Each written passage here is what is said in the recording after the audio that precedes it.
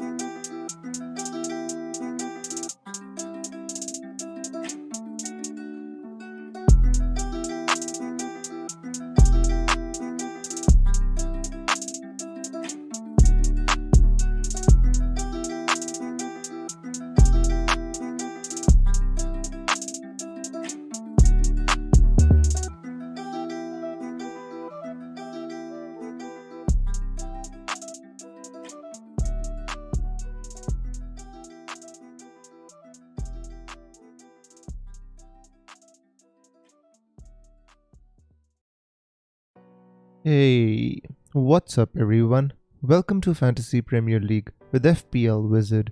I hope you all fine, I hope you all are safe, and I hope you all had a great game week. I welcome you all to the live stream of FPL Wizard. This is the FPL Aftermath, and in this live stream I'm going to give you a brief overview of what I saw in game week 10.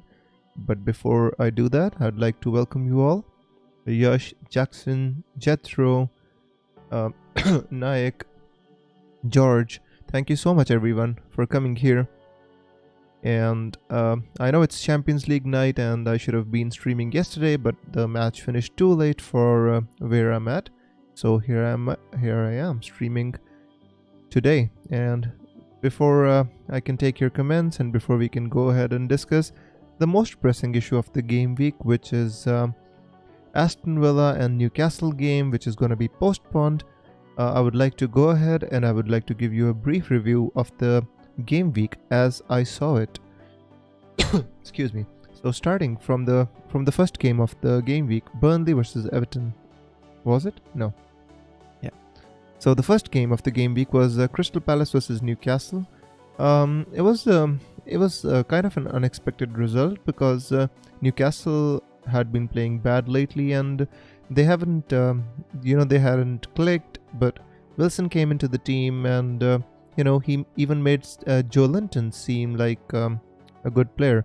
But if you actually saw the game, it was not until the 88th minute that Newcastle scored first, so it was a 0-0, and it was very late into the game when Newcastle actually scored. So it was a very tight game, to be honest with you. But it was interesting that Wilson has been one of the top scoring strikers this season, And if you believe it, he has the same points as Mo Salah. That's crazy. If you told me, I would never believe you. So the points to notice from this game are obviously Mitchell not starting. With Newcastle, I think Wilson is their best option, and other than that, I would consider nobody. Please, guys, let's not talk about Joe Linton now.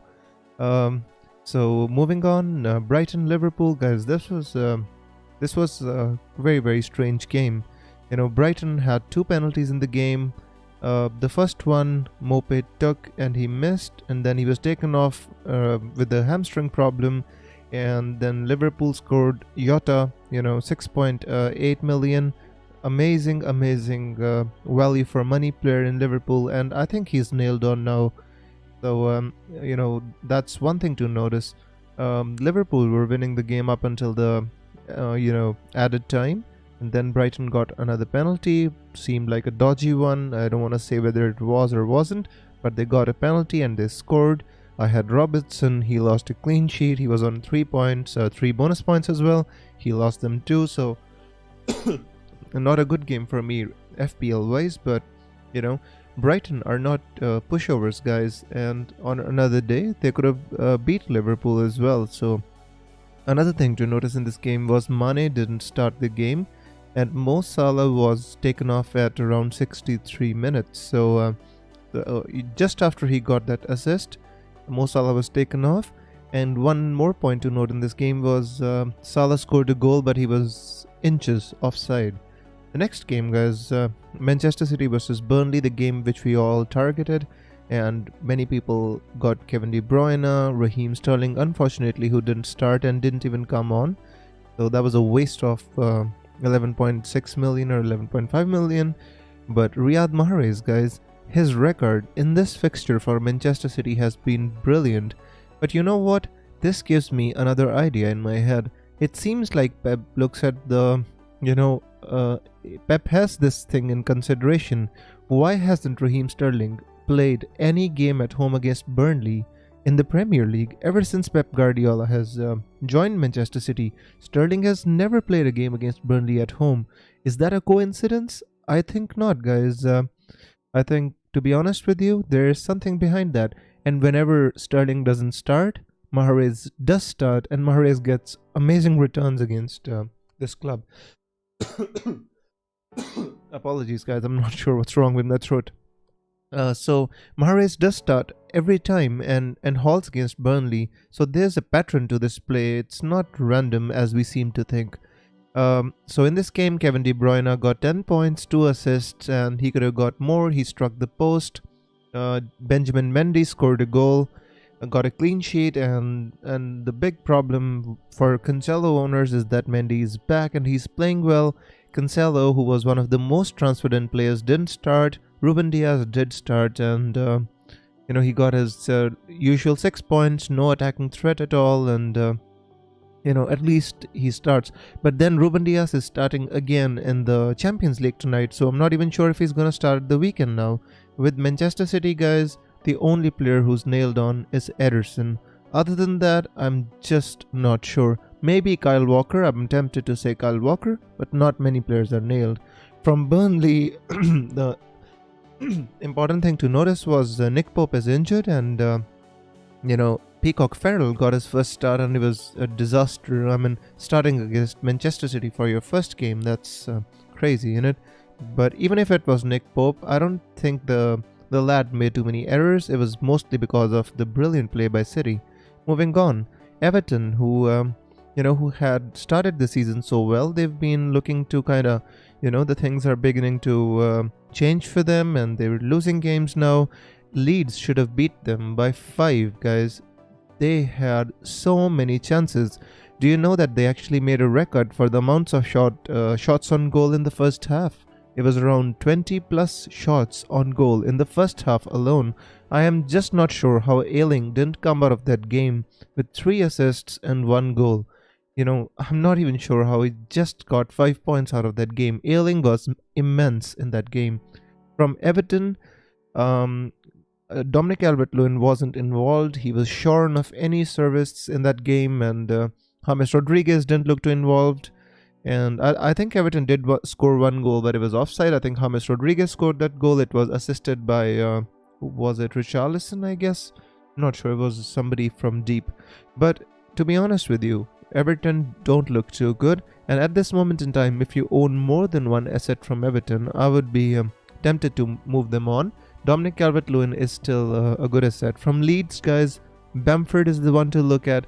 And if you want more players from Leeds, then Ayling and Dallas are the ones to go for. Moving on.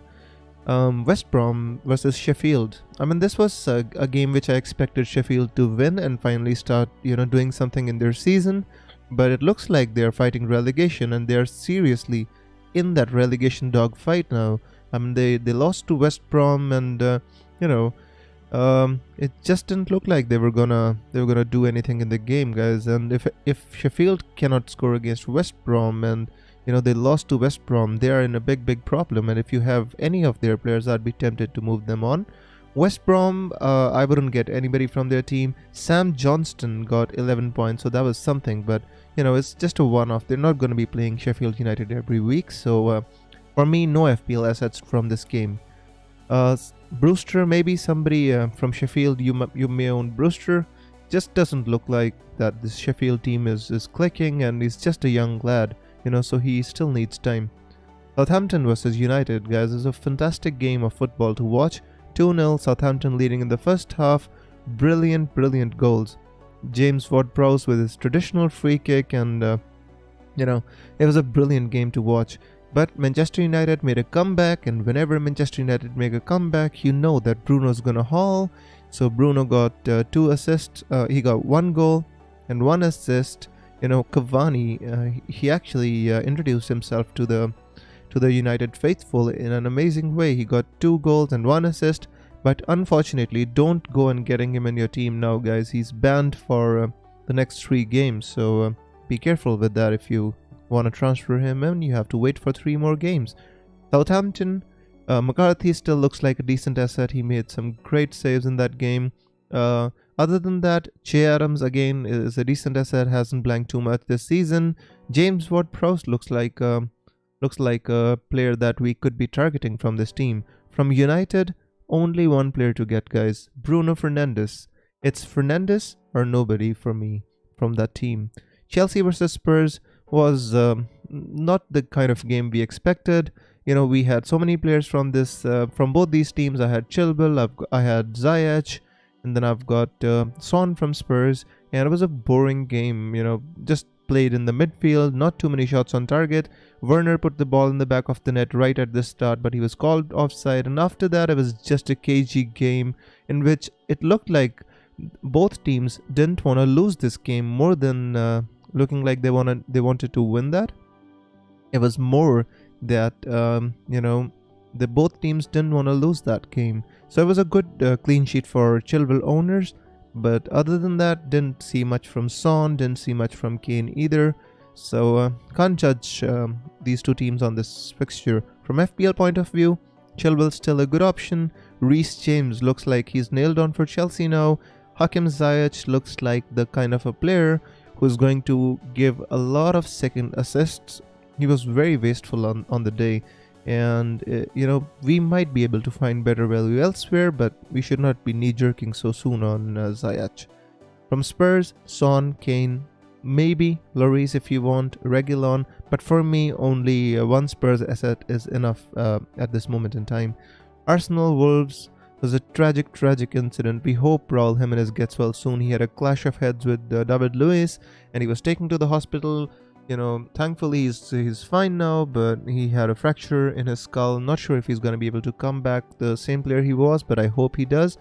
From an FPL point of view, Podence got 9 points. He scored a goal. He could have easily had another goal, guys. 5.4 million Podence. He was in my team for the longest time.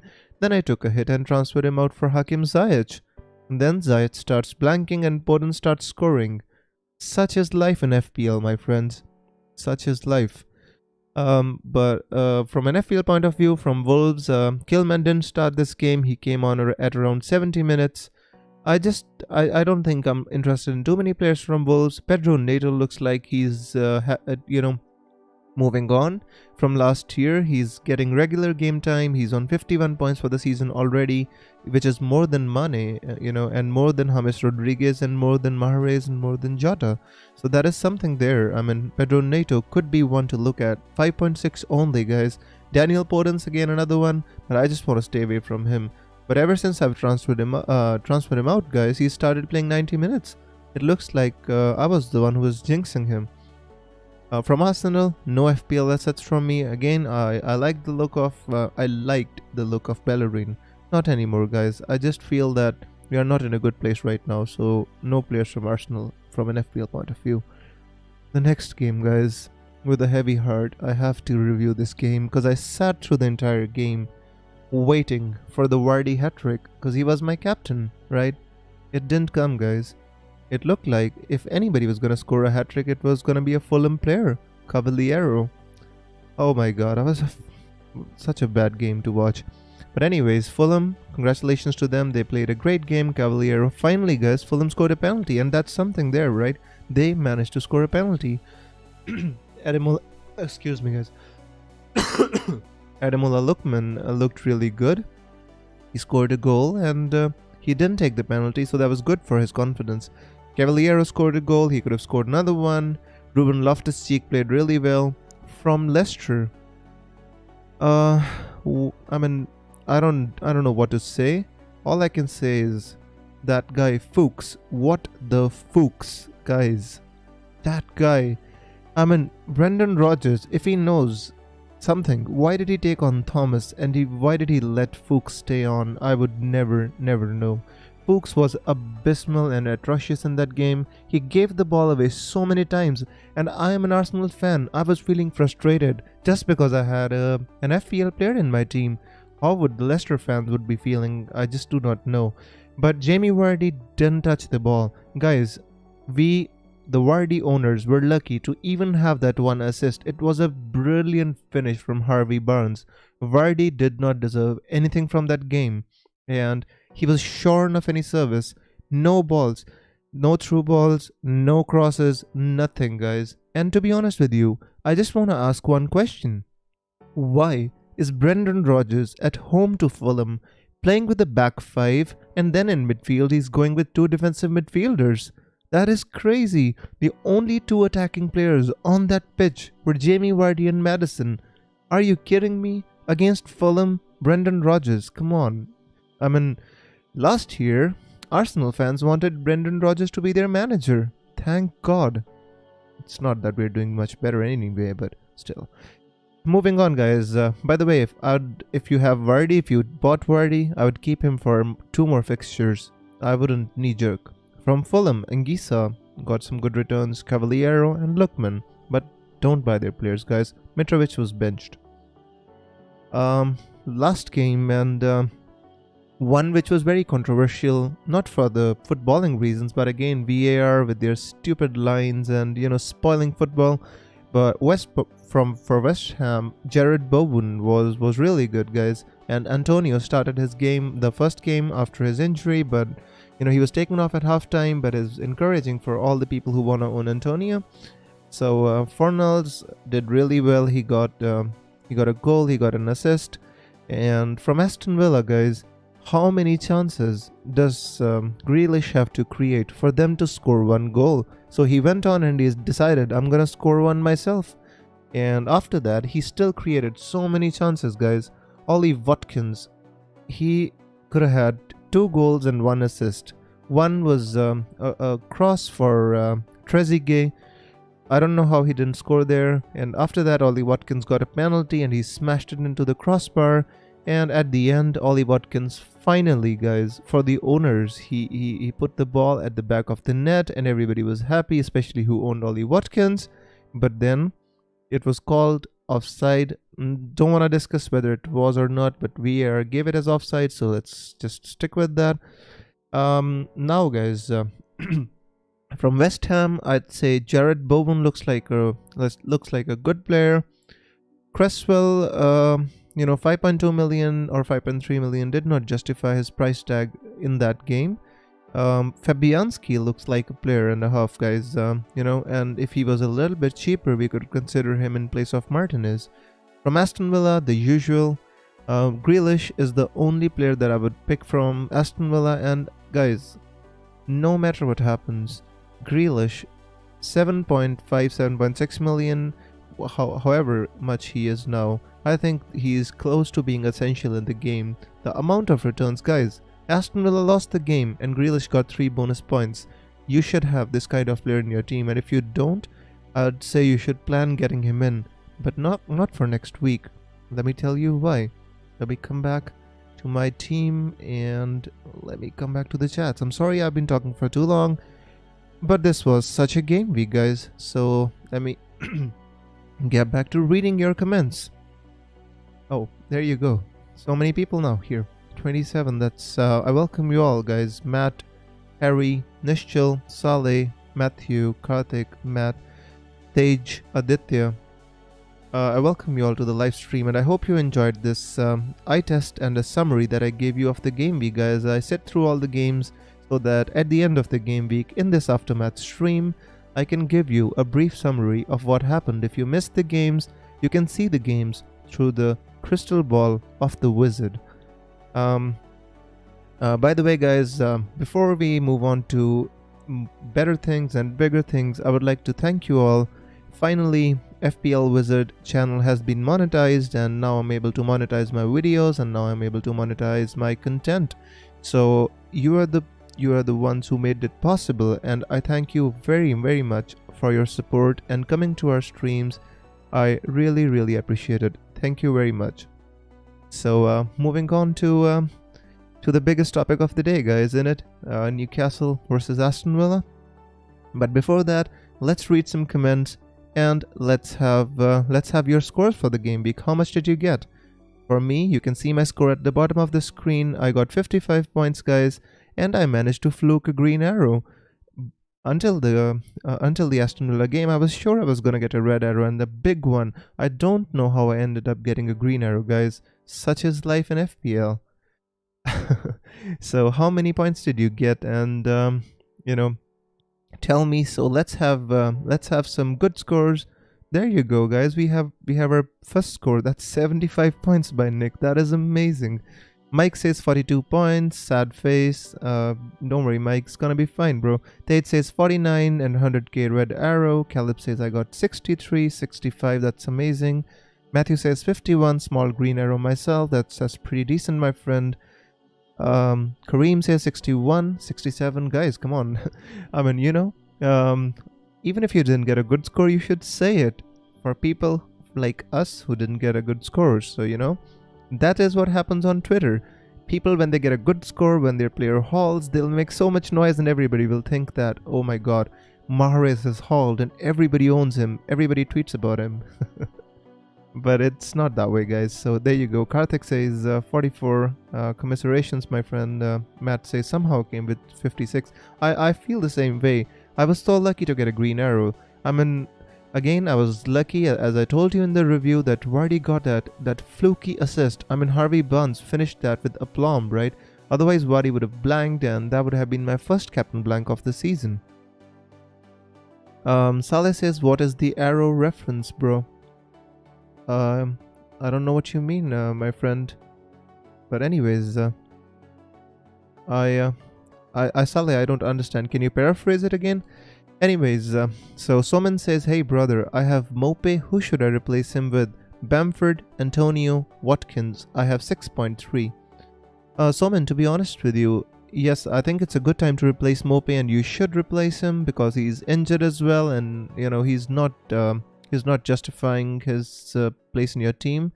The option, Bamford, Antonio, or Watkins, if you ask me, long term, I'd say Patrick Bamford is the option to go for. He is number 1 in the Premier League. Shots in the box, shots on goal, shots on target. He's number 1 for everything. He's number 1 on XG as well. So, in my opinion, go for Patrick Bamford for long term. If you're asking me for this one game week, I'd say still go for Patrick Bamford because long term he's the best option, my friend. Saleh says everyone is saying red arrow, green arrow. What does that mean, bro? Saleh, green arrow means if you got a better rank than overall rank than last game week, that means you've got a green arrow. And if you got a worse rank and your rank fell, if you didn't have good points this game week, that's a red arrow. So that's the reason why everybody is mentioning that. Aditya says Jota in place of Grealish, is it good? So the reason you asked this question, my friend, is because we are all aware of what happened with the Newcastle training ground, and due to coronavirus it has been shut down and the players are self-isolating, the staff are self-isolating. Okay, so here's two schools of thought, and let me tell you what's the news and what's the school of thought. What they said initially was, if a club can field 11 players or 15 players, they're gonna have to play the game, right? Even if they have to pick some academy players, they'll still have to play that game. That was the initial rule that the Premier League told us. But in the news, Sky reporting today, Goal reporting, Guardian reporting, they're all saying that the match has been postponed. Now, postpone doesn't mean that it's gonna be postponed to another game week. It could be postponed to a Wednesday or a Thursday, like the next before the next game week starts, before a ball is kicked of game week 12. There is still 1 week to go between that, and I like to think that FA would like to play that fixture in that week as well. So if you have Grealish, if you have Watkins, if you have Martinez, just like I do not transfer them out right now, guys. Wait for the news, because a postponement doesn't mean that a match is going to be postponed to the next game week. It might be postponed to like a couple of days or 3 days. It was supposed to be the first game of the game week, right? So let's have a look at the fixtures here of game week 11. So this game was supposed to be the it's not showing here. I think because of the postponement they took it away. But anyways, it was a early kickoff on Friday night, and it was supposed to be the first game of the game week. Now they changed the deadline to Saturday.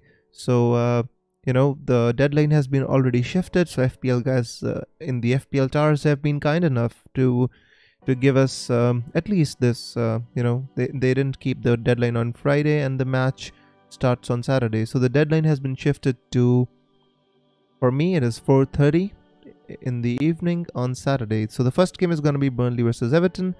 But guys, the match can be postponed in this game week as well, right? So until we hear some more news, I would tell you all to kind of hold your horses. Do not make your transfers early, because there's a whole week to go, and if the match is postponed or delayed by 4 or 5 days, then it could be included in game week 11, and you want to have Grealish for that game.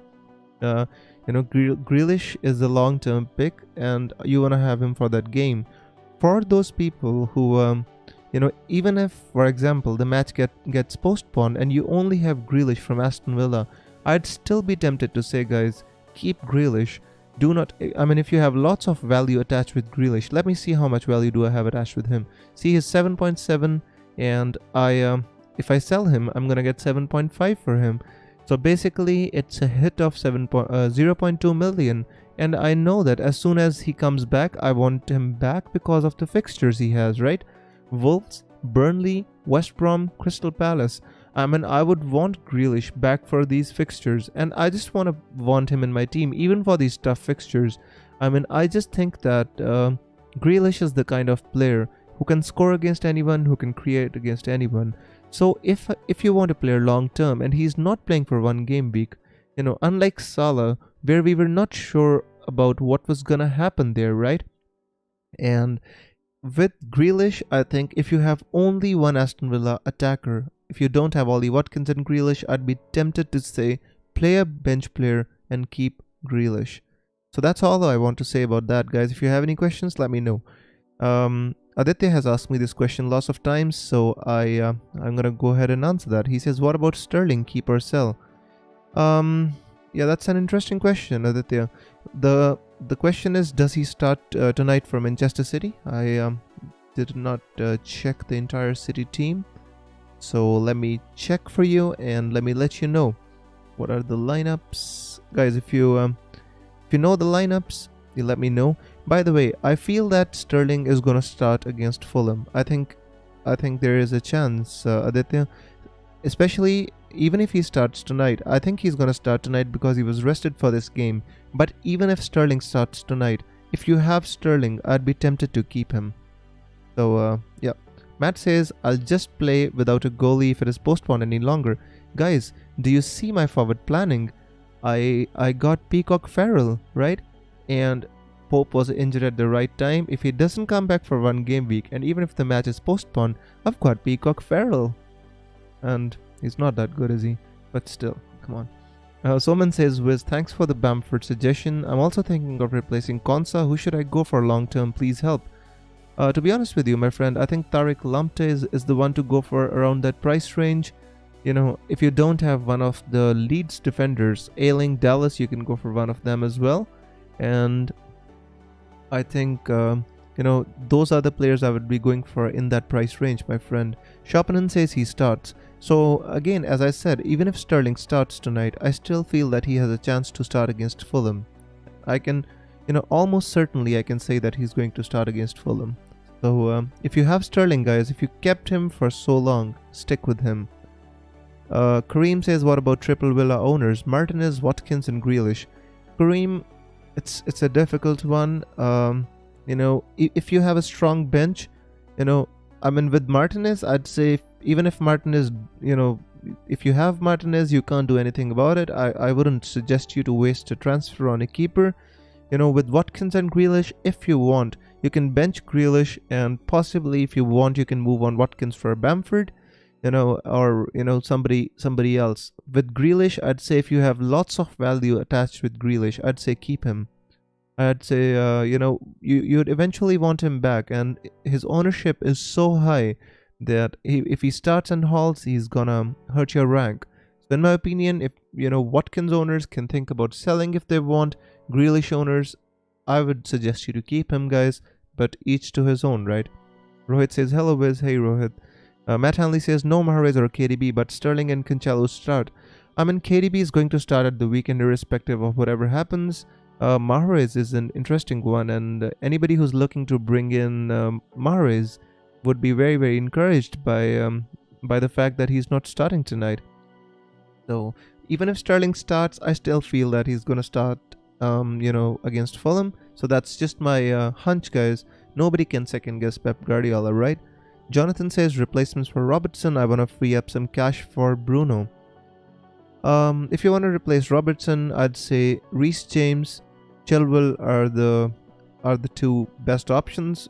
Chelsea are doing really well. If you want to look for alternatives, I'd say Ruben Dias is a good option. Kyle Walker, I'd say more nailed on for City, one of the most nailed on players. If you want to go cheap, I'd say Tariq Lamptey looks like a good buy as well. Caleb says De Bruyne bench is such a good news. Yeah, I agree with that. For the owners, for the non-owners is not such a good news. For the owners, it's a fantastic news. Harry says what to do with Cancelo, and that's a very interesting question. He was one of the most transferred in players this game week, and since he's starting in the Champions League and he didn't start at the weekend, and now with Mendy back, I think Mendy is going to start in the Premier League again. So it's very, very hard for me to kind of say what to do, because with this Aston Villa Newcastle news coming, you might have other priorities. So if you really don't want this headache, as I said on the stream, on my deadline stream, my friends, with Cancelo, I was really just not sure. So on my deadline stream, I told so many people to kind of not get Cancelo and go for Ruben Dias or Kyle Walker. It was exactly for this reason, because I felt that with Mendy back and with Zinchenko back, there could be a rotation problem with Cancelo. He's a right-footed player playing on the left, so it's not that he was going to continue playing the entire season. What people were hoping for, that he's going to be moved ahead in the midfield, but I don't think that's practical. So in my opinion, if you have Cancelo, if I had Cancelo, I would be tempted to sell him. Even if I got him in last week, I would still be tempted to sell him. So yeah. George says, "Sorry, Wiz, I'm back. Are you having any Manchester City assets? I wish I could have them, George, but I don't see any way to bring Kevin De Bruyne in my team, and I'm gonna have to take a hit again.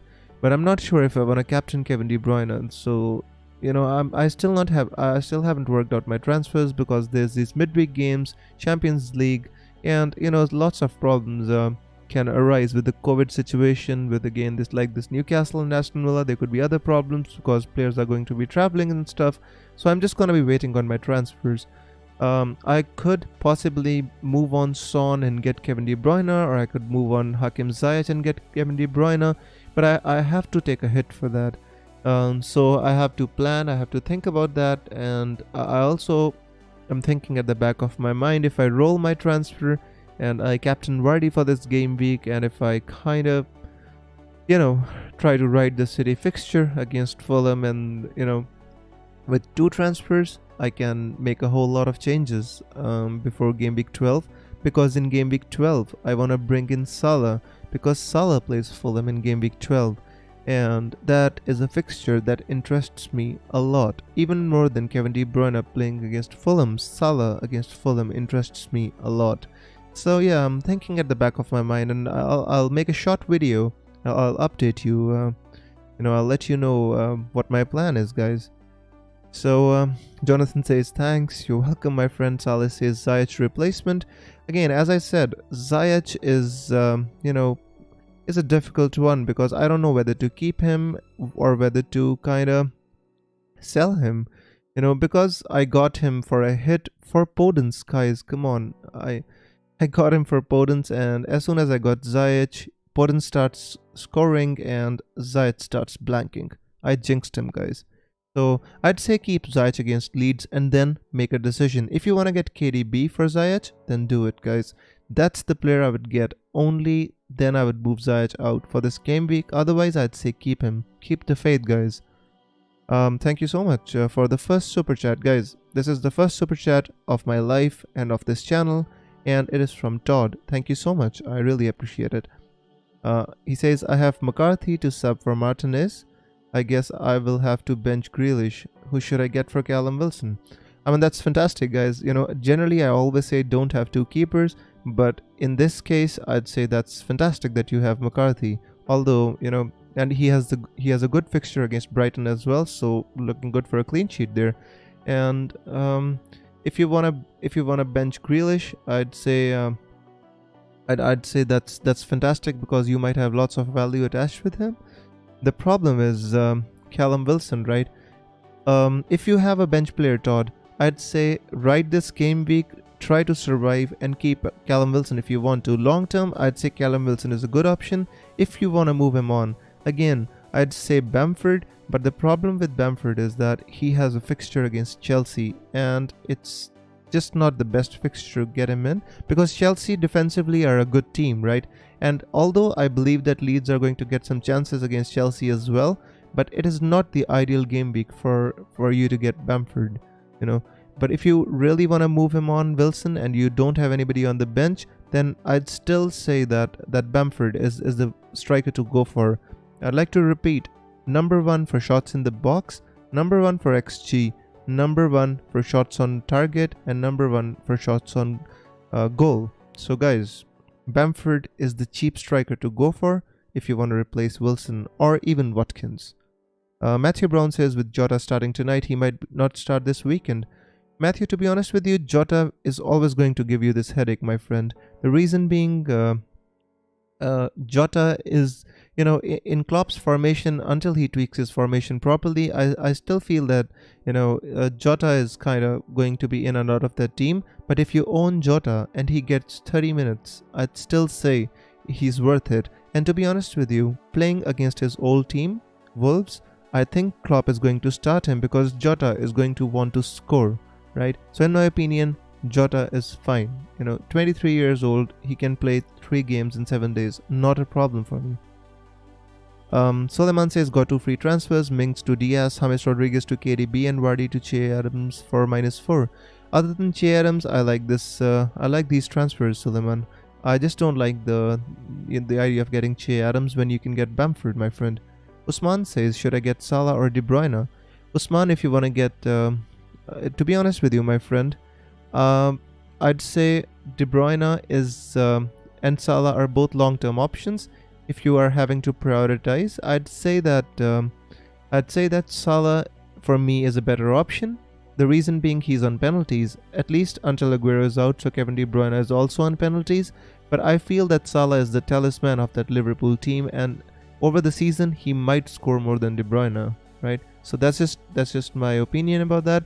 But it's a very difficult decision, my friend. So you know, Todd says Bissouma bench. Todd, I mean, if you have to play Bissouma for one game week, I don't think that's the end of the world. But it all depends upon what you are trying to do this game week, whether you're trying to attack it or whether you're trying to just survive this game week and plan for the future. I mean, Wilson long term is a good option, and Newcastle have great fixtures, and that is the problem. If Newcastle had difficult fixtures, I'd tell you, Todd, sell him. But they have great fixtures, and that is the reason I tell you to kind of, stick with Wilson if possible. Nihal says, keep growing, Wiz. Good luck. Thank you so much for the super chat, Nihal. I really appreciate it. And with the support of all of you guys, I'm definitely going to keep this on. I love doing this, guys. I love talking about FPL, and I really appreciate all of you coming here once again. Thank you so much.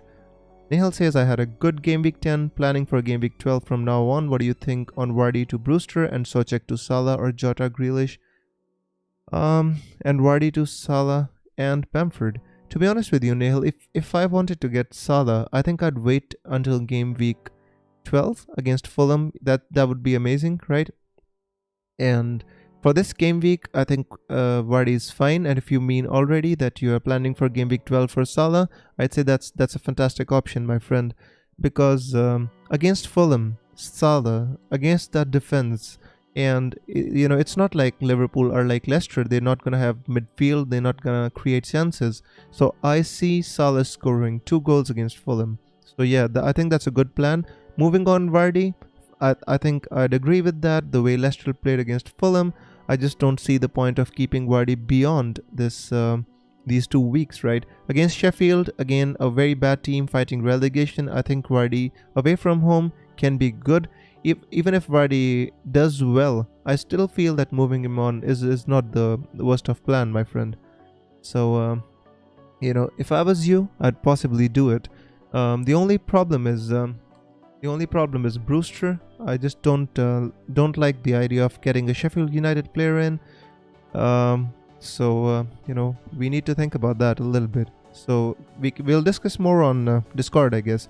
So guys, if you want to join my Discord, the link is in the description. I chat there all day about FPL, and we've got some beautiful, pleasant people there talking about FPL. No trolling. So if you want to join, guys, most welcome. Shopnan says, Chilwell, Justin, Kufal, Salah, Fernandes, Son, Ziyech, Jota, Kane, and DCL. What to do with my team? My friend, your team looks absolutely fine. I would do nothing with your team. I'd say roll your transfer, and I'd say roll your transfer. It could come in really handy, my friend. Todd says, thanks, Wiz. You're welcome, my friend. Pakaya says, Salah also a risk now because Klopp might rotate him and Mane. I don't think Klopp is going to rotate Salah and Mane, my friend. He only rotated Salah because he was back from COVID and he played in the, he played 60 minutes and he was looking sharp. Salah looked distraught when he took him off. So in my opinion, I don't think that Klopp is going to risk this anger of Salah every week. So in my opinion, there's no risk of Klopp resting Salah every week. I think he's just scared with so many injuries in that Liverpool squad, right? Moving on. FPL Jug says, what to do with Barkley, Wiz? I'd say if Aston Villa don't play this game week, my friend, I'd say keep him because he is supposed to come back in 3 weeks. He had a minor hamstring strain. He would be back after 1 week. Even if Aston Villa play this week, I'd still say if you stuck with Barkley for such a long time, I'd stick with him. I'd prefer Grealish, but if you have Barkley in your team and you want to keep him, I'd say keep him, my friend. So if you stuck with him so long, then you should stick with him now as well. Kareem says Vardy's away record this season is very good. That's exactly why I say that away to Sheffield United, I'd definitely keep Vardy, and I'd say he's a very good captaincy option as well. I say that with a slight fear in my mind, because I watched that game against Fulham and Leicester were looking absolutely hapless. But to be honest with you, after Harvey Barnes came on, Cengiz Andrew came on, they looked a little bit more attacking. The problem was Fuchs. What the Fuchs was he doing? Anyways, guys, I think there's too much jokes based on this now. Mike says, what do you think of Neto? Is he good regardless of his hard fixtures? I think Pedro Neto is one which we can consider. Maybe not yet, maybe after his hard fixtures, because I think the absence of Jimenez is going to hurt him. He did score against Arsenal and he's doing alright, but I think against the tougher teams he's going to find it hard without a target man of Jimenez. So in my opinion, after the hard fixtures, we should consider Pedro Neto, my friend. Nehal says, I'm gonna try and bank a transfer this week and go for 2 free transfers next week. 3-5-2 or 3-4-3 is my concern. To be honest with you, I think 3-5-2 is a wonderful formation and I like it very much for my playing 11. What I don't like it for is, it just doesn't let your team be flexible. And that's the reason I try to make a team for 3-5-2 and I end up making it for 3-4-3. This season, more so than any other season. Reason being, 3-4-3 gives you an option this season because there are so many good cheap strikers. DCL, Wilson, Bamford, Che Adams. There are Ollie Watkins. I'd be tempted to say Ollie Watkins. He could have had a haul yesterday.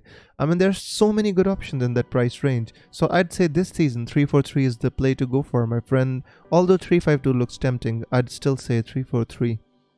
Linear says, RIP for me, I played triple captain on Vardy and he only got me 15 points. Only 1 assist. I should have waited for Salah versus Fulham as he's more reliable. But I ended the game week with 54 points. Commiserations, Linear. I think, the decision was right. The logic was fine to triple captain Vardy, although I wouldn't have done it myself, as I told you on the deadline stream. But to be honest with you, I'm tempted to say that you were lucky to get these 15 points because Leicester were atrocious, my friend. So, you should feel lucky that Vardy got that assist and Harvey Barnes was able to score that goal because it was such a difficult finish and he executed it. So, some you win, some you lose, my friend. The only thing I can say is be patient, keep moving. You had a decent game week, 54 points, move and, stick with the long-term plan. You're gonna be fine, my friend. Matthew says, over the long term, Bamford or Antonio? Matthew, I'd like to say Bamford, my friend. He's playing for a Leeds team who created 24 shots on Everton goal in the first half. I mean, why would you not have their striker?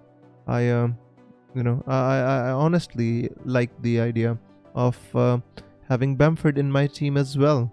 Antonio is fine, but I just think that over the season, the way Leeds are playing, Bamford will have much more chances than Antonio, although both are good options.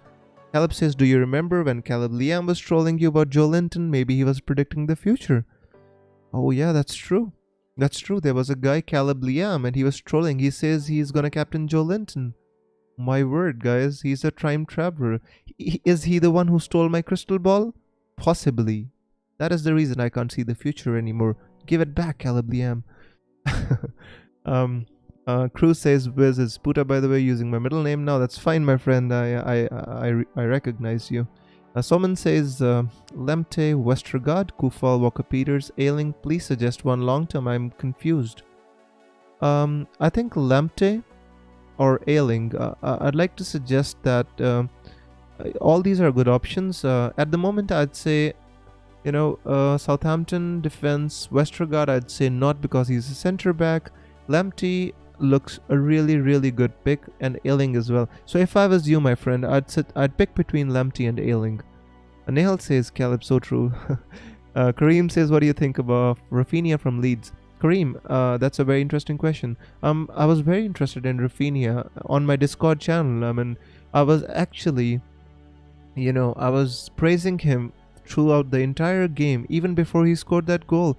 I was really impressed by his performance. The only reason is, has he replaced Costa in that team, or is Costa going to get his place back? If Rafinha is nailed, might be tempted to go for him, but the problem with Rafinha is he's not going to be able to score goals from outside the box like he did there. So, he seemed a little wasteful. He had a couple of great chances, but he did not score. So that is the only reason I'm a little concerned about Rafinha. At this moment in time, the only players from Leeds I am considering: Ayling, Dallas, and Bamford.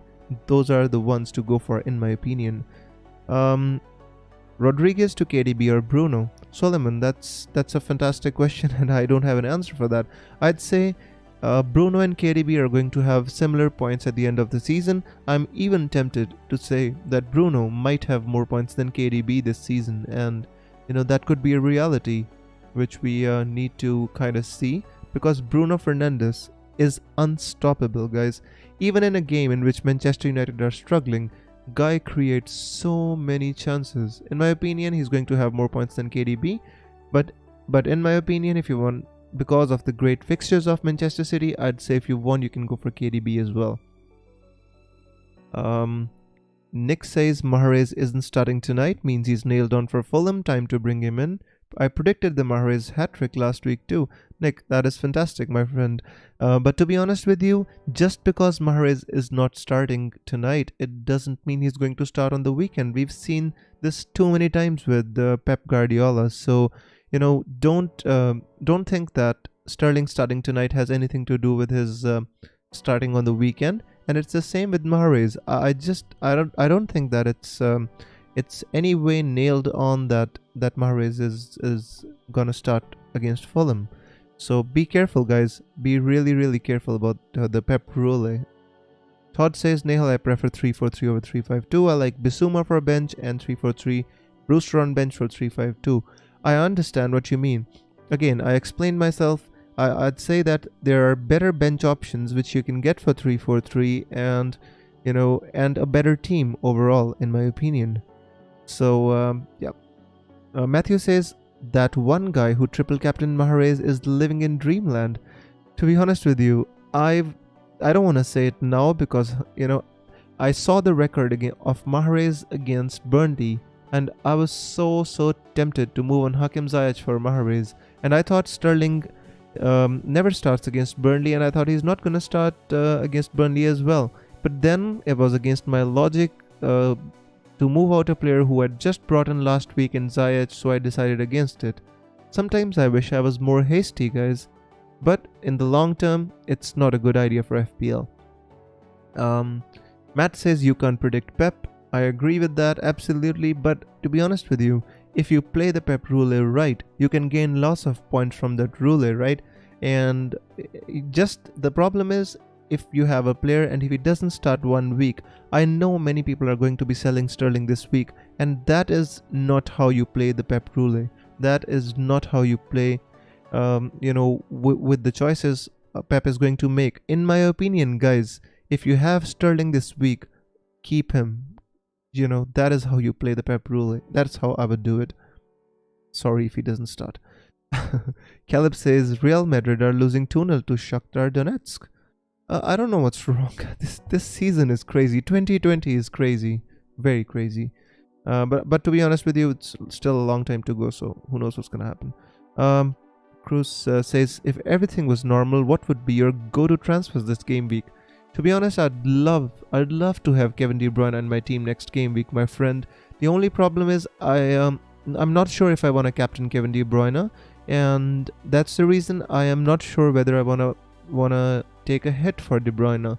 Also, the only player I wanna move out from my team for De Bruyne is Hakim Ziyech, not Son, because Son I wanna keep in my team for a long time. The reason is, look at this.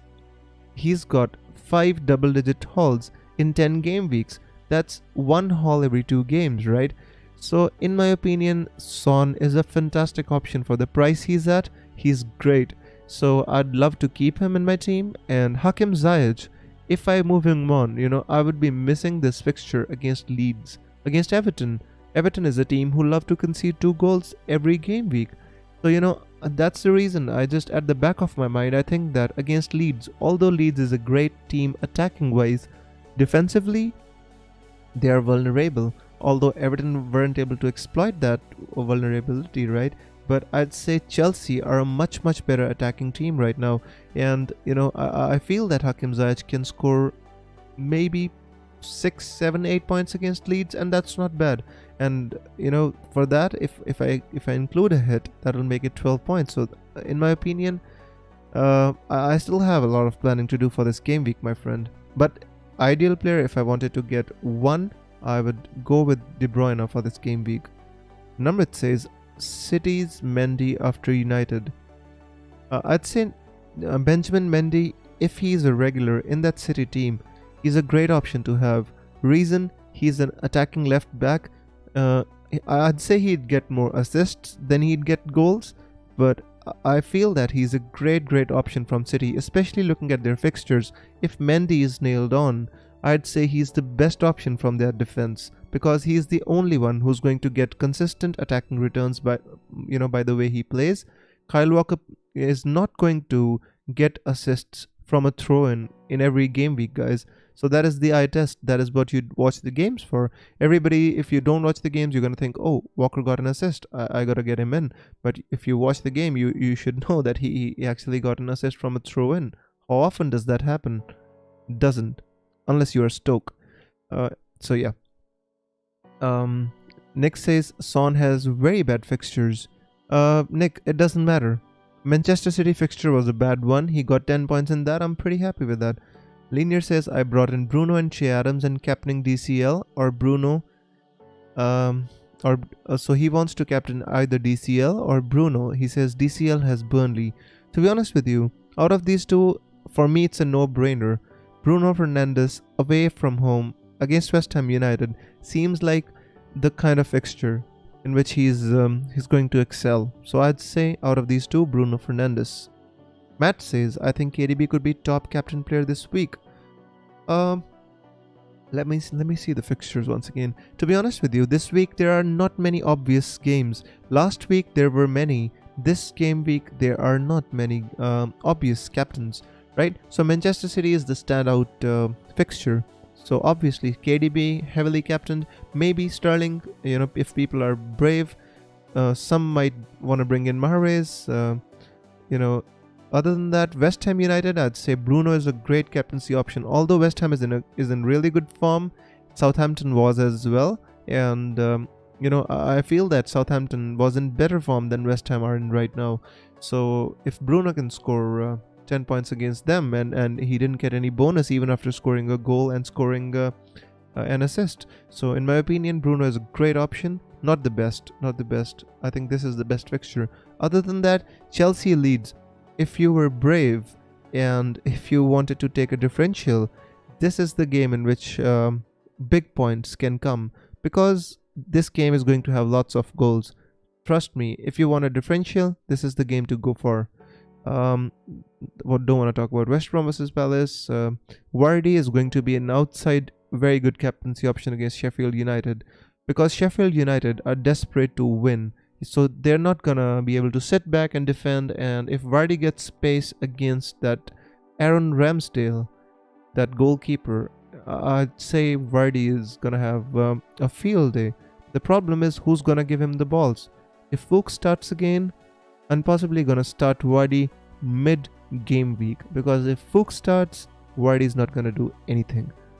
But I still say Vardy is a great captaincy option. For me, the second best captaincy option, along with Mo Salah. This one fixture that I ignored is the one in which Arsenal play. I support Arsenal. I don't want to say Harry Kane, but Kane always scores against Arsenal. So I'm not saying if you should captain him, but I'm just saying that Kane is a very good option to own this game week. If you want, you can captain him. He'd get at least one goal against Arsenal. It's customary, guys. It always happens, unfortunately.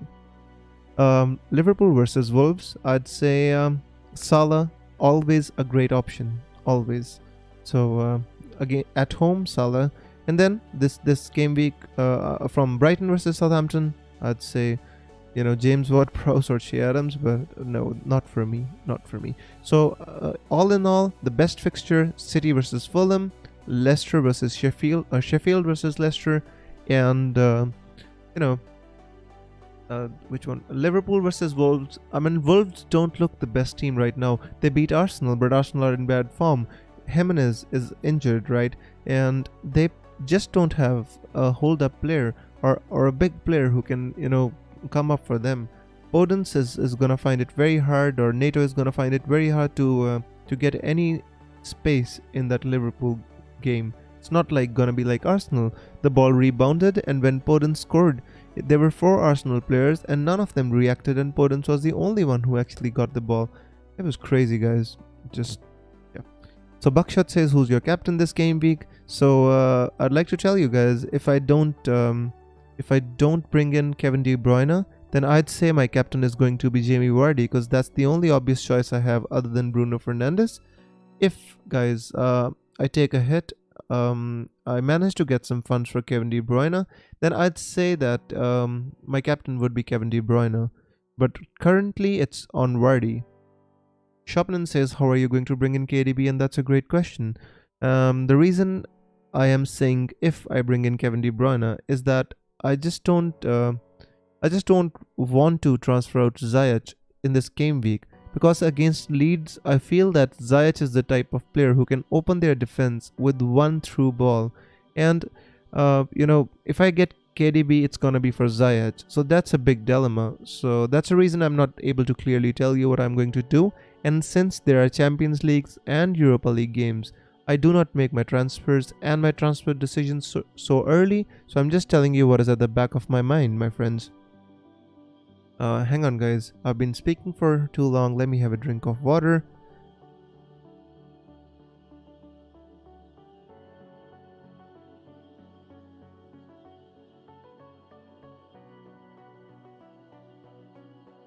Alrighty, I'm back. Um, let me show you this one slide, which I always show you, and I was about to not be able to show you this slide again. So this is my captaincy return this season. It was so close to being broken, guys. If Jamie Vardy hadn't got that assist, there would have been a big gaping red color in there. And as I told you, this season what I'm doing is going for the obvious captaincy options, and sometimes they are gonna flop as well.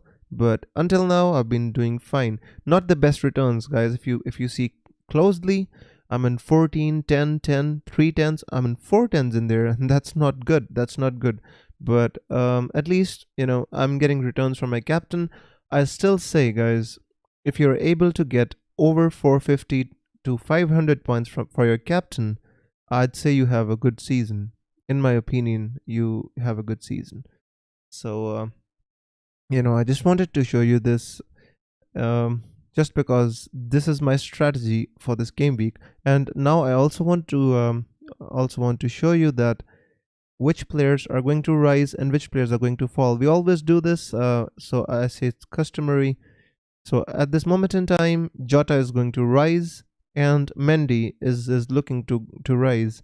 Vardy, I'm not so sure why people are bringing him in now, but if I was you, I wouldn't bring him in. Cavani rising without people realizing that he might have a ban. It's not fixed yet, but it's pretty close. I've heard from various sources that Cavani might be banned for 3 games. Reguilon, Dallas, Westergaard, all good options. Who's on to fall? Zaha's gonna fall. Saint Maxima, Lascelles. By the way, this website where I check this is fplstatistics.co.uk, guys. It's a brilliant website. Uses machine learning to give you these numbers. Not always accurate, but pretty close. David Lewis on to fall. Nobody owns him. Tierney, Havertz, McCarthy. Oh, that's Crystal Palace McCarthy. That was strange. So Doherty, I guess. Nobody else. I don't think anybody important is close to falling. Ings, maybe. Who else, guys? No, I don't think there's Ryan of Brighton. Maybe some of you own him. He's on to fall, but nobody's gonna transfer a keeper out. So I guess that's it. Not many important players who are gonna fall, but Jota and Mendy are gonna rise. But guys, again, I'd recommend you do not make any transfers. This game week is gonna be too much uncertainties for you to make any early transfers. All right, back to the questions. Cruz says took out Minks for Bednarek. Thoughts? I mean, Bednarek is not gonna be my choice of a defender from Southampton if I wanted to go for one. But if it was due to funds, then I can understand. For me, I think Kyle Walker-Peters is their best option because he possesses the most attacking threat along with Westergaard a little bit. Matt says Son against Arsenal is a keep for me. To be honest with you, I think that Harry Kane is a better option against Arsenal. But Son long term, I feel that if I transfer Son out now, what's gonna happen is he's 9.3 for me to sell, and he's 9.5 for me to buy again. A 0.2 million hit for Son, just like it was a 0.2 million hit for Grealish. And my team value is not the best this season. So currently I'm right now in two minds about whether to keep Son or sell him. But long term, I just want to keep Son. Caleb says should have brought him in at 6.3. Well, Jota, people who took a punt on Jota are the ones who are the winners in this because the kind of player I am, or the way I play this game, I always wait and see if a player is nailed on or not. With Jota I had the same issues. Otherwise, I made a mistake. When I sold Podence, I should have brought in Jota, and it would have been a swing of 15 points, guys. 15 points in this season. I mean, sometimes some you win, some you lose. We just cannot predict these things, guys. So all we can do is hit and hope. We bring some players and we hope that they work. That's all we can do. Vice says Mope to Brewster to raise funds from McGinn to Grealish. Faiz, not this game week, my friend. Aston Villa and Newcastle game might be postponed and we do not know when it's going to be played again. So in my opinion, wait on that. Nehal says, Caleb, I was lucky I got him at 6.5. That's fine. I wish I had done that instead of Ziyech. Cruz says, if you get KDB this game week, are you planning on getting Salah the game week after for Son? That's a good question, my friend. To be honest with you, I will have Salah against Fulham. Unless he gets injured in game week 11, I don't care what happens. I don't whether if I have to sell Bruno Fernandes or if I have to sell Son or Hakim Ziyech. Salah will be in my team for game week 12, and that's a certainty. Nehal says, for game week 12, 3-4-3 with Jota, Salah, Grealish, KDB, Bruno, and Bamford Adam. Any other 6.5 million forward, I can get this team tonight for one hit. Let me see. In game week 12, who does Southampton play in game week 12? That's the important question for me. Southampton plays Sheffield United at home. Che Adams is a great option. Even better than Ollie Watkins for that game week. Leeds, who do Leeds play? They play against West Ham. So yeah, I think Neil, that looks like a good option, my friend. I'd say Che Adams and Bamford are good. I'd be tempted to say Wilson because of the fixtures, So if you can wait to make those transfers, I'd say that would be the best option. Because if Aston Villa and Newcastle game goes through, let me show you the fixtures, guys. Look at this. Newcastle. I do not need to go down there. There you go. So look at these fixtures. Aston Villa, if the game takes place, West Brom at home, Fulham at home, 2 relegation candidates at home. So I guess Wilson is a great option. If that match gets postponed, then not so much. Otherwise, it's a great option. But Nehal, I'd suggest you to wait, my friend. Shopnan says, can you show where do you find how much to brought players in for? I guess you mean how much. Basically, I don't know how much we brought our players in for. I'm not sure if I understand your question. Basically, this is the value for which we can sell the player, right? This is the player for which we if we buy him back, we'll have to buy him back for 9.5, and if we have to sell him, we have to sell him for 9.3. So the way this works is, for every zero point 0.2 million rise in price, you get 0.1 million value added to his selling on value. So if a player increases 0.2 million in value, you get 0.1 million added to his value that you can sell him for. I hope I understood your question, my friend. Cruz says, I feel like more than having Son, keeping Kane up front, replacing Vardy after game week 13 is the best long-term option. I understand. I understand the way you're thinking about this, my friend, and I wish I could do that.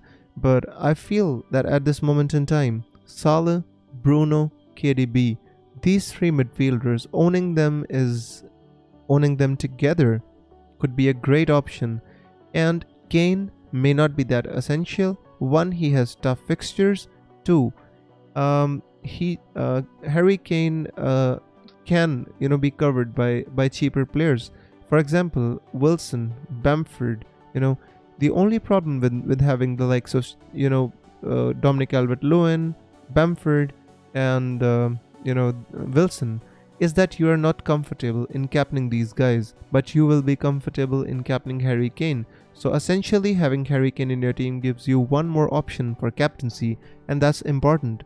So how I structure my team over the season, guys, I always love to have 3 captaincy options in my team for every game week. Just that is how I look for some security in my team, some backup, some security. So at this moment in time, I have 2 captaincy options in my team. It would be Bruno Fernandes and Vardy. For the way I play this game, I would not be comfortable in captaining Heung-min Son against any team. Maybe Fulham at home, I would still find it hard to captain Son. I would find it hard to captain Ziyech. Even though Grealish, I've praised him so much, I've bigged him up a lot in this stream, I would find it hard to captain Grealish against any team. For me, Salah, KDB, Bruno, Vardy, Kane, these are the guys who I love to captain, who I can trust for captaincy, and that is for the safe picks, right? So Cruz says, so you're planning to downgrade Vardy to own that midfield of Salah, Bruno and KDB? Possibly. And if I can't own them all together, the wildcard is not too far away. It's a couple of game weeks from now, or maybe 3 game weeks from now, I possibly wildcard. I mean, if I'm not confident with my team going into game week 11, I might wildcard as well. But things are so much up in the air that it just makes it very difficult to pull the trigger. I wanted to wildcard before game week 9. What happened? There was COVID related issues for Mo Salah, and I had to keep my wildcard. It is a similar problem for this game week as well. If I wanted to pull the trigger, I would possibly love to bring in Callum Wilson, but Callum Wilson might play, might not play, and all these uncertainties just push my wildcard further and further down the line, and it brings me closer to the double game week. And if I have my wildcard by then, I can target the double game week and I can jump the rank with that strategy as well. So it all depends upon how things turn out, my friend. We have to be flexible this season, more so than ever. Alrighty, so that's I guess that wraps up most of what I wanted to discuss tonight on the stream, guys. So if you have any more questions, bring them up and I'll answer them for you. Let's stream for some more time. Faiz says, Tierney, to which defender? I have Robertson, Chilwell, Walker-Peters and Lamptey. Faiz, I'd say you can go for somebody like Dallas and Ayling. I feel that one one Leeds defender, I think is a good option. The reason being, they are having a great attacking threat as well, and they're cheap. But as I mentioned in my summary, Ayling could have had 3 assists and 1 goal in game week 10, and that's not an exaggeration, that is the truth. So in my opinion, if somebody offers you that kind of value, I'd suggest you go for them. Shopman says, already got Jota. Should I swap between Salah and KDB this round? To be honest with you, if I had Salah, I'd be happy owning him. And I just don't like this idea of transferring out a player one game week and bringing the other one. That is not how I play this game, Shopman. I like to kind of stick with my players, and that's how I play this game. But if you don't have any other problems in your team and you feel that you can do that, then it's all good, my friend. There is no one right way of playing this game.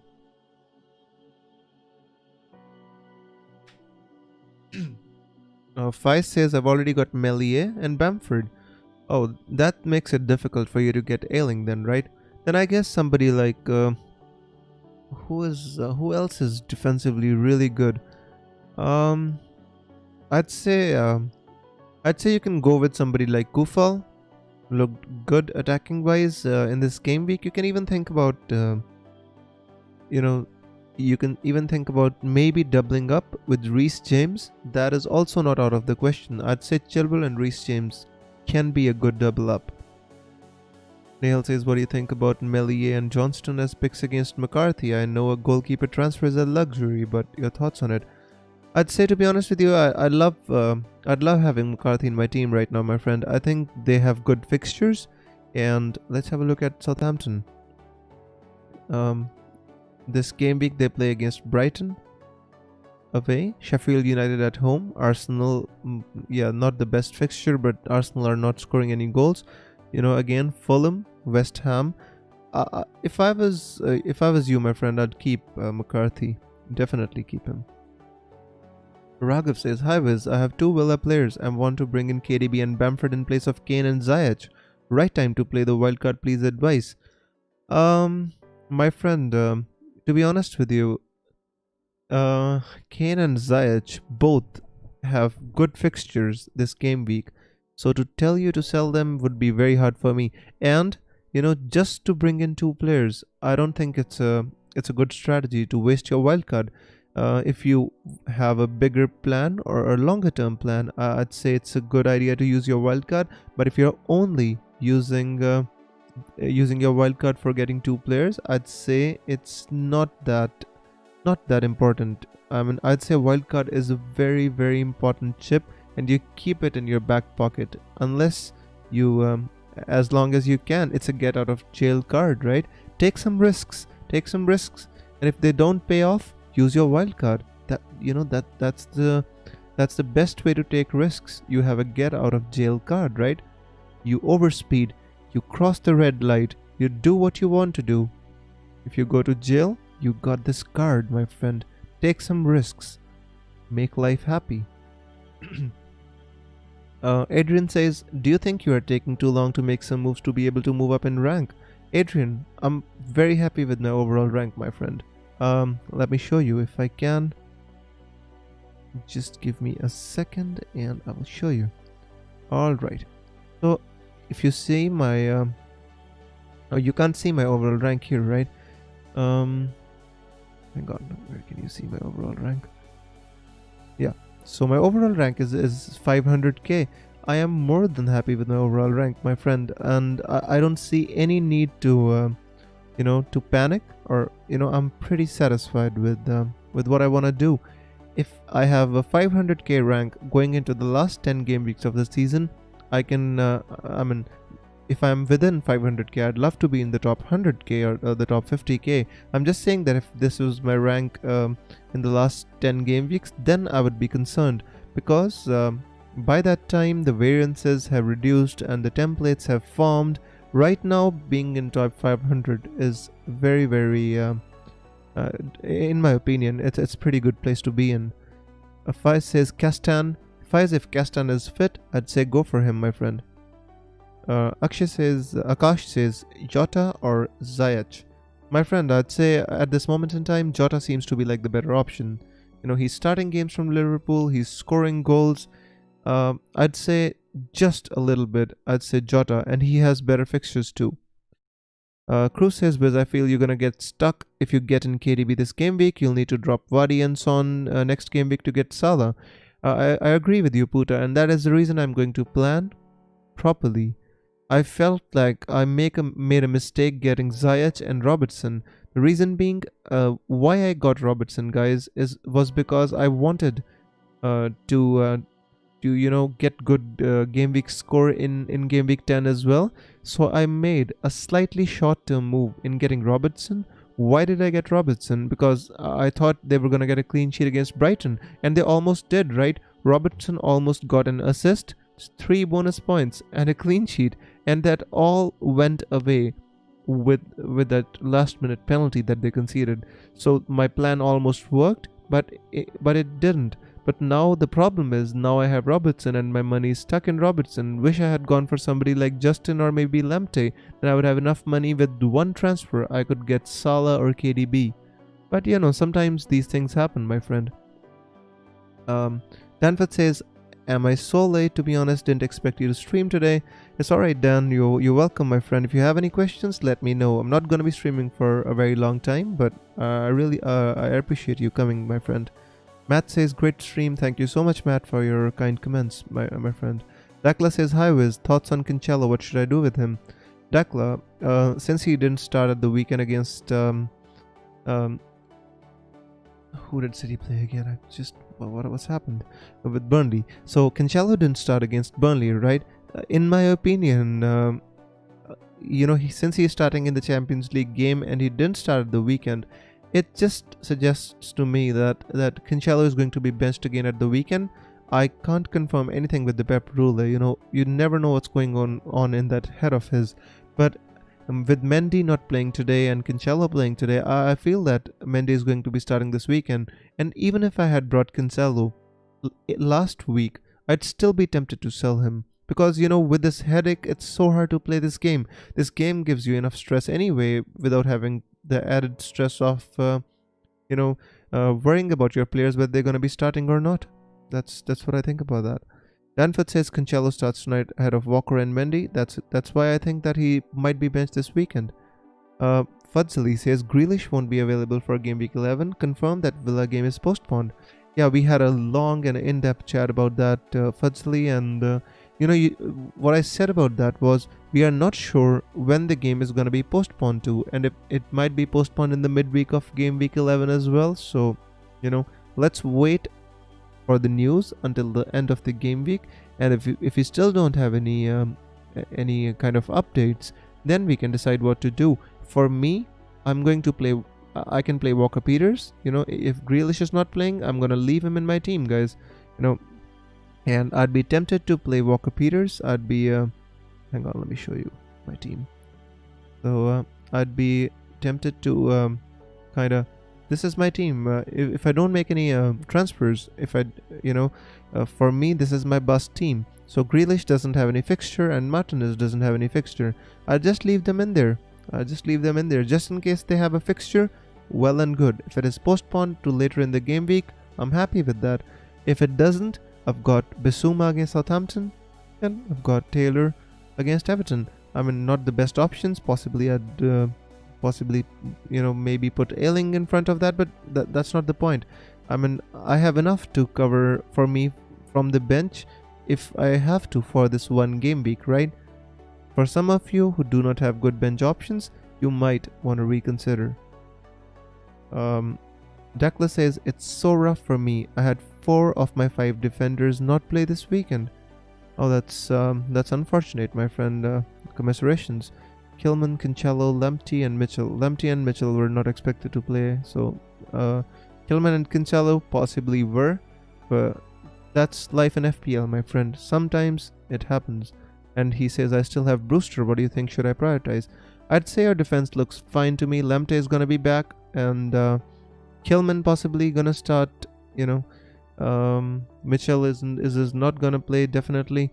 I'd say you should replace Cancelo and you should possibly keep Brewster, because you don't have to start Brewster every week, but you should have 3 playing defenders at least, right?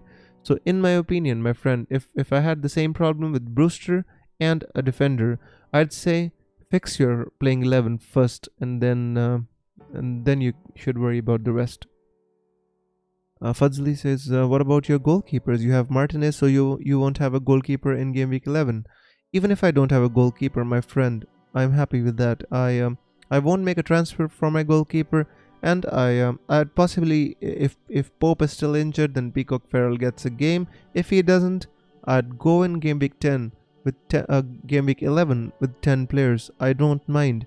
For a goalkeeper, I'm not willing to play a wild card. I'm not even willing to take a hit.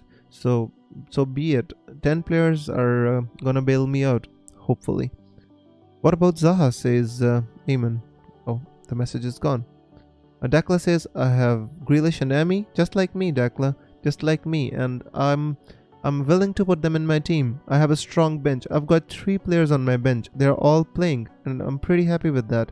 So if Grealish doesn't play, just one of them comes in, and again, game week 11 for me is then gonna become a game week for damage limitation, in which I hope I don't lose any more places in my rank, right? So some game weeks you attack, right? You attack the game week. Some game weeks, guys, you defend, right? Some game weeks you hope you pick a team and you hope that you don't get a big red arrow. You just cannot attack every game week, and if you want to play like that, this is a different strategy, and that is not how I like to play this game.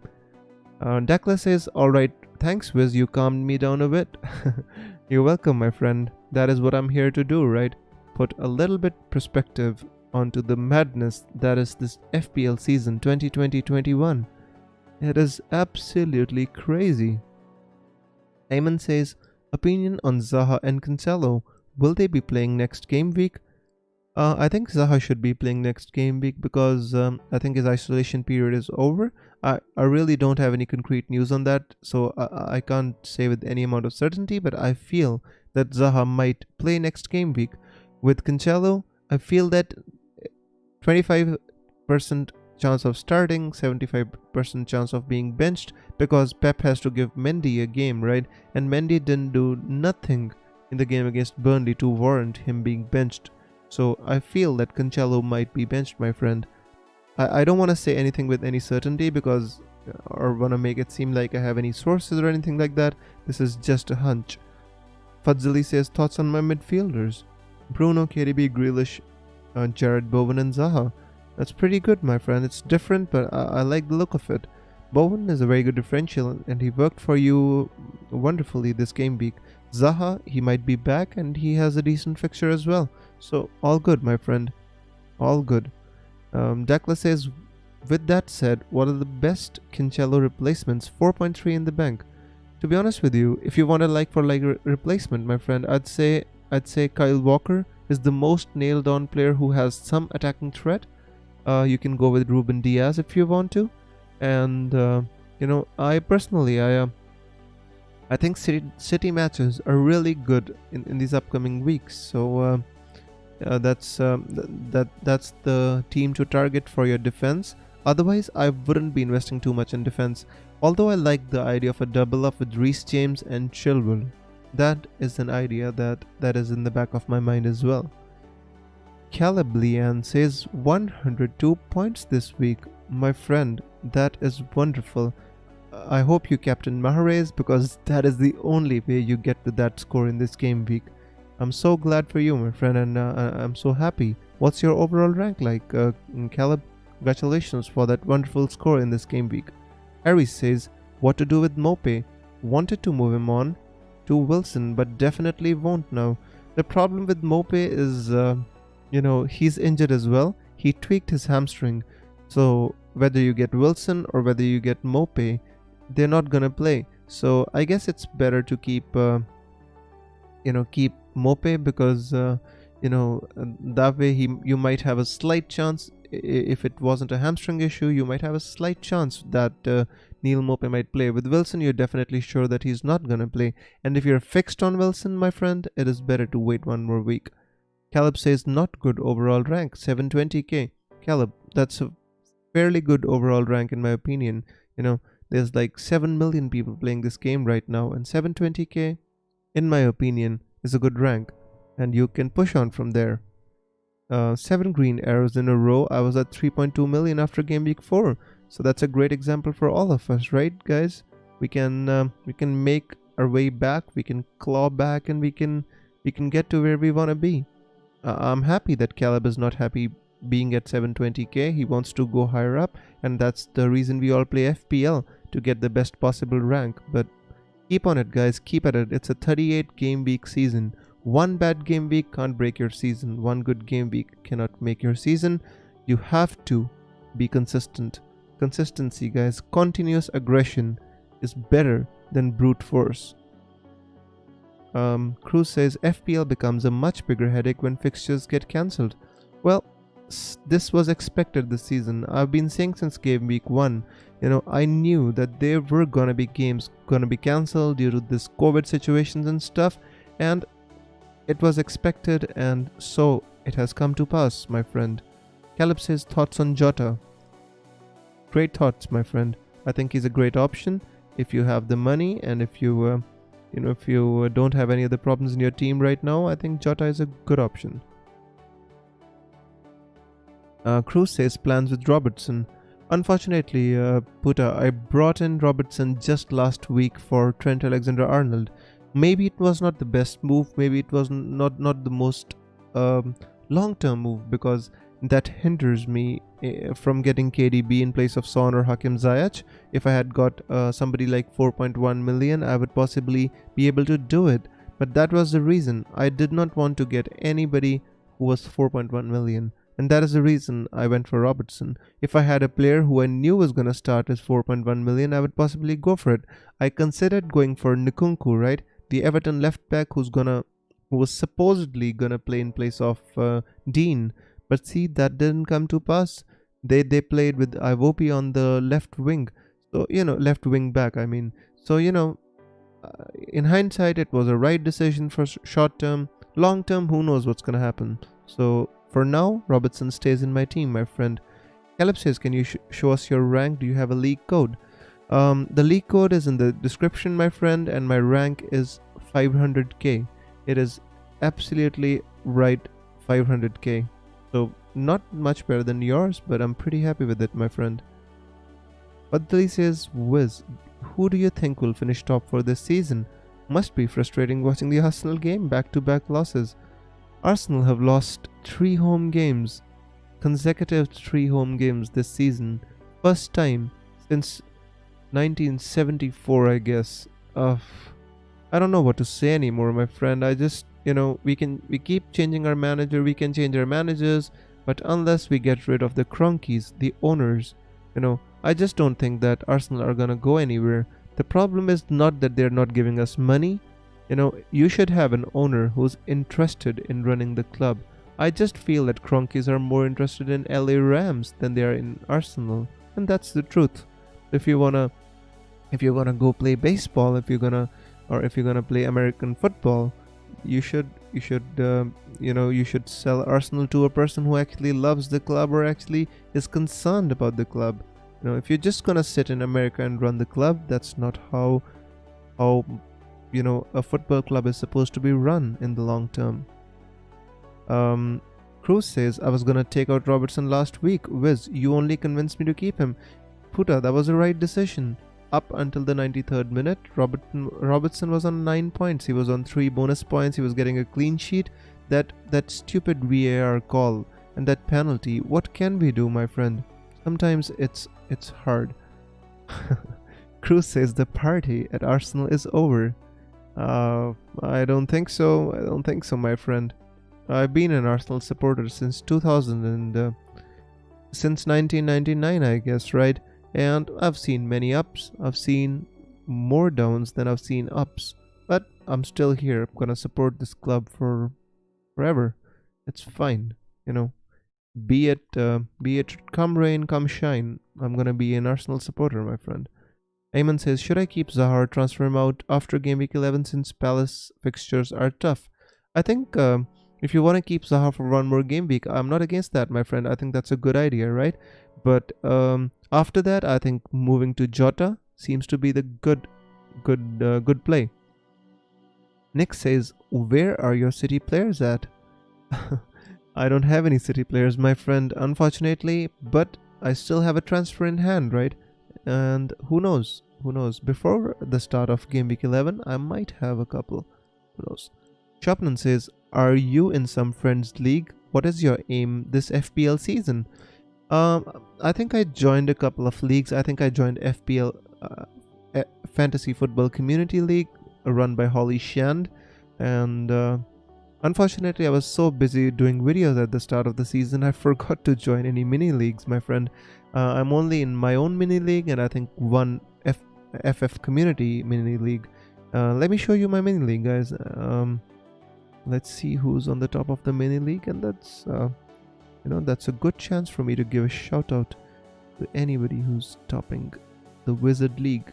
Guy's gonna be a wizard, guys. Come on. All right. So Mr. Furlow, it's Mark Espak. He's got 700 points. He's at the top of the League of the Wizards. So congratulations to Mark, and Siddharth 684 close second. Busby Babes 679. Guys, I would like to show you one more thing. If you see any team name with change name, just like this here, FPL has done an audit of the names, and if they found a name offensive, they are telling us to change the names, right? So rather than sending us a message or anything, they changed the name of our team to change name. So Mr. Callum Oxton might have had a name of the team which they thought was offensive, so they changed his name to change name. So there must be many teams like this. So if your team is one of those teams who they find offensive, your name might change. If you want to join this league, guys, the league code is in the description. Back to basics. Right. GameX says, "I'm 27th in your league, check me out." I'm sorry, I'm already back, GameX. I apologize. Next time I open my league, I'm definitely gonna check you out, bro. Nick says, "I'm on 611 points, around 250k overall." That's a fantastic place to be in, my friend. And I say you should just push on from there. And Shopman asked me what is my aim at the start of the FPL season or right now. I always keep reassessing my targets. For example, last season when I was at 3.4 million in around Game Week 20, my aim was to get into the top 100k back then, right? Because top 10k was very unreasonable when I was after Game Week 20. I was stuck at 2.6 million. I thought top 100k is my target, and I managed to achieve that.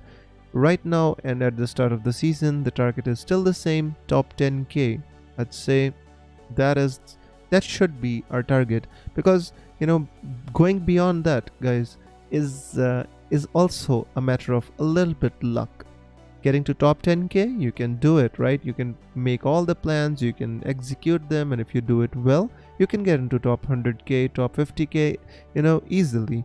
But again, going beyond that does involve a little bit of luck. I've been there, I've done that, top 500, but I can't say that I had a big plan for all that. I was lucky that season as well, guys. GameX says, "Should I take Watkins out for Che Adams?"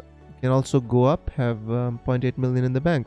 GameX, long term, I'd say Bamford is the better option, but Che Adams is fine as well if you want to. If I was you, I'd possibly go for somebody like Bamford. Short term, I know you want to go for Che Adams because he has a couple of decent fixtures, right?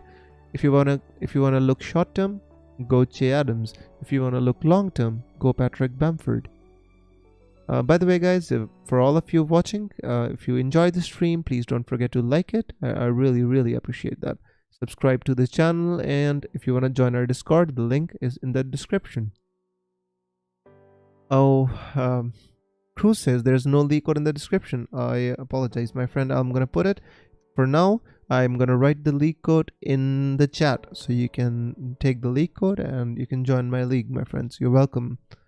All right, so I guess we've had a chat about most pressing issues. The most important one being Newcastle versus Aston Villa match being postponed, and since we don't have any concrete evidence about what's gonna happen in that game, I'd say you wait until Friday, guys, to make your transfers. Do not hurry. It's okay if you are being priced out and if you want to make a transfer early, but other than that, if you're not being priced out, guys, do not make your transfers early this season. Make it a habit. This season is not one in which you should go for the price or the value of your team. This season, information is more important, and maybe other FPL seasons things can work. This season is different, guys. So that's my opinion about that. So I guess we are coming to the end of the live stream, and I'm gonna put a short video about my plans for this game week, guys, and you can watch that video. And of course, I'm gonna be back on Saturday with a deadline stream. So I thank you all for being here, guys, and again I would like to thank you all. The channel has been monetized, and fortunately we received our first couple of super chats. Again, a great shout out to Todd and Nihal for their generosity, and everybody who comes to these streams. Guys, I thank you so much. I hope you stay safe, and I'm gonna close the stream now, but before I do, I have a beautiful song to play for you. So enjoy the song, guys. Thank you so much for being here. Take care, and we're gonna talk more FPL very, very soon. Bye bye. Cheers.